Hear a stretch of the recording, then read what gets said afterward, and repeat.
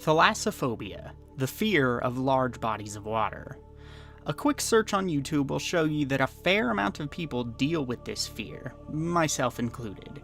When paired with Subnautica, that search will also show you a lot of discussion of people using the game to deal with these fears, at least to the degree that they can handle it within games.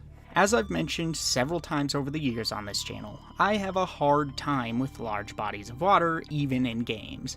I've only beat Wind Waker once for this reason. The camera zooming out and the music changing when sharks or giant squids appear still sends panicked chills through my body. I still have never gotten the trophy for being killed by a shark in GTA 5, and have only been brave enough to get like half of the underwater collectibles.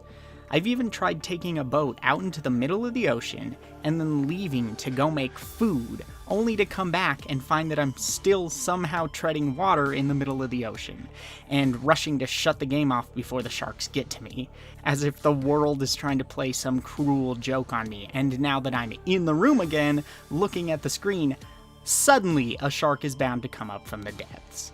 It's not a completely overwhelming issue. I can still definitely explore water in some games, but generally they have to be extremely gamified, and I, as the player, should have a lot of mechanics at my disposal to make the unknown a mere speed bump, rather than a 10-foot tall hurdle. I'm fine with water in games like Minecraft, even after the aquatic update. Spyro? Totally no bother. San Andreas? Even though there are indeed sharks that can rarely spawn, they don't do anything, so it's creepy, but I'm good. Bioshock 2? I'm too powerful as the player for the water to bother me.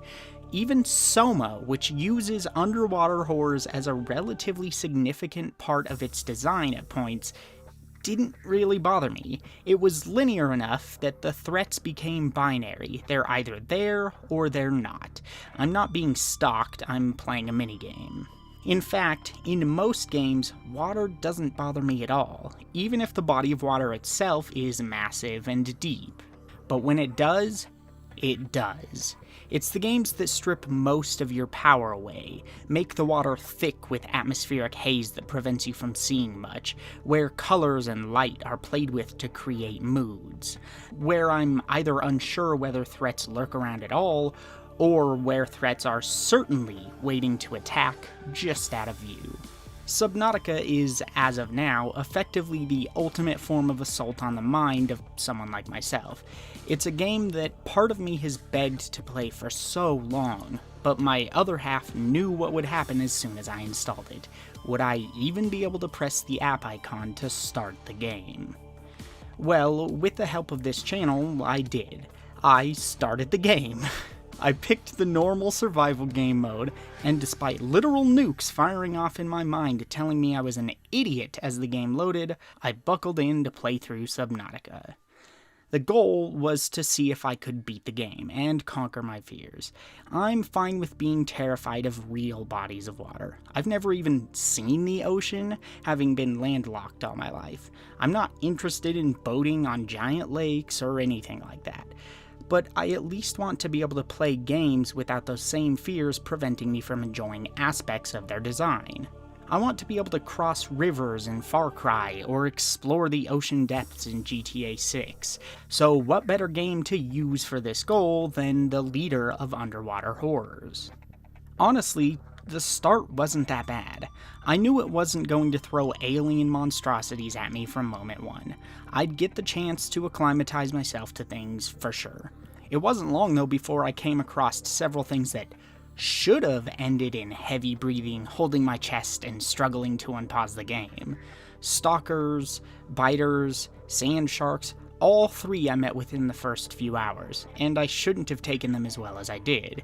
Even the giant, docile reefback leviathans that apparently scare most people upon first sighting due to their sheer size, and how likely they are to surprise you when you look up, they didn't make me jump in the slightest.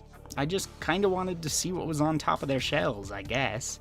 Part of me wondered if the threats in this game would even freak me out at all, considering I was handling it all so well. After a while, even exploring new biomes nearby was more of a curiosity than an intense journey into new territory, and eventually, while unsettling, I even went to places where I had to deal with bone sharks, blighters, crab snakes, ampeels, and warpers. These aren't scary to me. I obviously am uncomfortable with the fact that I can suddenly be attacked from any direction at any time. But with these enemies, that's more of a video game fear, because being attacked could mean I end up dying and losing inventory items.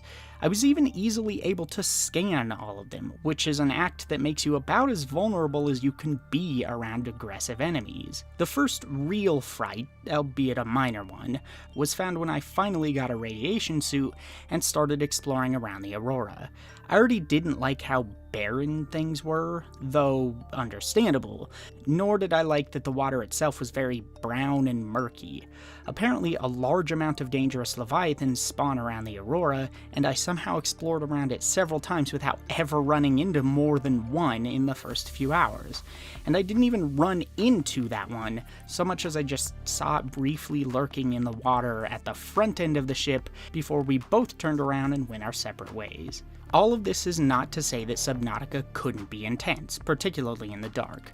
Finally making my way to the floating island, or the island where the sunbeam tries to land, both left me gripping my controller extremely tightly, sweaty palms threatening to send the gamepad shooting out of my hands. The empty waters below me were truly disturbing, particularly at night. Looking down and seeing nothing is not okay. And eventually, I did get at least one real scare, exactly like I'd expected. I needed to find a life pod near the Aurora, so I got into my Seamoth and made my way there, occasionally checking the picture showing the location, since the precise coordinates for the life pod weren't available. And eventually, a Reaper Leviathan surprised me, coming up from beside me and starting its attack. While it wasn't the most agile monster, I was just praying that it wouldn't destroy my Seamoth as it shook me around. Eventually, I decided just to make my escape. I ran into one more before I found the life pod, and the moment I got out of my Seamoth and into the life pod itself, I had to spend like a minute on the pause screen collecting myself. The game was fully capable of terrifying me, and I knew that that was only the beginning. However, I haven't come across another type of dangerous Leviathan since then, and therefore haven't been scared like that again.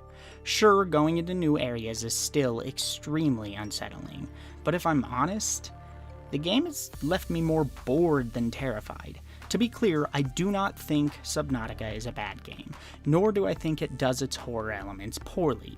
I just don't think Subnautica is built well to help somebody deal with these specific types of fears, unless you're a streamer. Why? Well, for as terrifying and plot-centered as Subnautica can be compared to other survival games, I mean, it doesn't even have randomized worlds, and Leviathan spawns are static, so for the most part every playthrough will be the same, limiting procedural scares. It does very, very little to guide the player. You have no map and no understanding of where things are in relation to you. You have to hope you find the right materials in the wreckages strewn throughout the world, but you have no idea which wrecks house what. Until you find a complete blueprint, you have no idea what you can even make to progress a lot of the time. The same with a lot of materials you can find in the various biomes. Until you find a specific material, you regularly won't even know that you're missing a crucial blueprint. So if you try to explore the wrong biomes first, you might find that you're repeatedly hitting crush depth, oxygen issues, or danger barriers that you simply can't overcome the way you are. Potential speedrun strategies aside. Worst of all, new objectives are on a timer, being doled out by your radio at set intervals on certain days. As far as I know, you can't progress them any faster, meaning there's a lot of waiting with nothing directing you. This is mostly great design for someone who isn't terribly scared of such a game. It really asks you to explore, which is something you'll already want to do, hopefully, and it rewards you when you do. Each biome will be a fantastic present of new alien flora and fauna to play around with. But for someone who really struggles with the game like myself, it actually makes for an experience that dives back and forth between incredibly dull and far too intense. There's little build-up or intrigue. I'm either bored or I'm terrified. I can't easily keep track of where specific biomes are, and have no idea what I'll need to explore a biome until I get there. And again, I am in no way in charge of when new objectives or blueprints will appear either. That means I have no incentive to go out of my comfort zone. I feel like I'm trapped in the shallows where I have little to do and there's no longer any excitement to be found. I simultaneously want to go to new areas, but I also don't want to go to them. Because of the intensity of the fear, I simply can't will myself to explore of my own volition. Something has to tell me directly that I need to go somewhere new. It doesn't matter how interesting I find the new biomes, and I do find them interesting. That's what a phobia is, after all. It's irrational, and the only way you're going to get me to face it is if I absolutely freaking have to. Combine this with the need to constantly manage food, water, oxygen, health, a base, power for that base, vehicles, repairing those vehicles, dealing with batteries, managing a bunch of materials that are needed for crafting, as well as the minimal inventory space, and I can't help but feel like the game is actively fighting against my willingness to just rip off the bandage and let mental wounds bleed until they've scarred over naturally. I don't want to deal with all this extraneous stuff. I just want to get my dopamine rush from exploration and progress as a reward for facing my fears. There's really no mode that matches what I want either. I don't want to completely remove all of the systems. I just want to tweak and remove some of them. Slow down the water/food depletion and make food not go bad. Give myself much greater inventory space and allow for teleporting materials instantly back to my base. And make beacons free. Get rid of batteries and make it so that most of my tools and vehicles have no energy requirements. Set things like torpedoes on a cooldown instead of having to continually craft them. Fix the absolutely terrible hotbar system. Remove base power requirements and the risk of my base's rigidity failing. I just want basic base building and management. No losing inventory on death, and vehicles spawn back at base when they're destroyed. Offer a consumable that allows me to refill my oxygen without surfacing, or going into a vehicle. Have new objectives show up right once the old ones are completed. The point being, I don't want to remove every system like in creative, but I want more done than freedom mode offers. I want my focus to be on growth and exploration, not grinding and running around blindly or waiting for new objectives to show up that I often don't even know if I have the equipment to conquer. Make me go somewhere new, and make the exploration the focus, rather than wondering if my Seamoth can make the journey, and whether or not I'm screwed if it breaks. Other players who want the vanilla experience can have that too. That's fine. I cannot stress enough just how much it sucks to know that this game wants me to explore new areas of my own volition, how much I want to do the same, and how I know that I'm the only thing stopping myself from doing so, because my mind has arbitrarily decided that I can't go to new areas unless I have a stupid quest objective. But again, I can't convince myself to make that decision, particularly since I have no way of knowing whether I'll be prepared for it. Ending up in a no-win situation where something stupid forces a death on me only makes me angry, because I'm not making any game progress or personal progress. I can't in good faith say that any of this is the fault of the game per se. It's not like most of this constitutes a problem with the game. There are some things I would change, again, like the absolutely terrible hotbar on consoles, as well as the complete lack of real inventory management. Give me an equipment wheel instead and allow me to freely move things around my inventory. But my problems with Subnautica and the way I chose to play it are just that. My problems. I just feel like it's unfortunate that the game couldn't serve this purpose for me, since it's otherwise perfectly equipped to do so. If I was a streamer, I'd have to explore for the sake of an audience. You'd make people pretty angry pretty fast if you suddenly shut your stream off because you got scared of a Leviathan. And I thought forcing myself to get to the end of the game for the sake of a video for my own audience would be enough. but I wasn't expecting to be bored because of the lack of direction.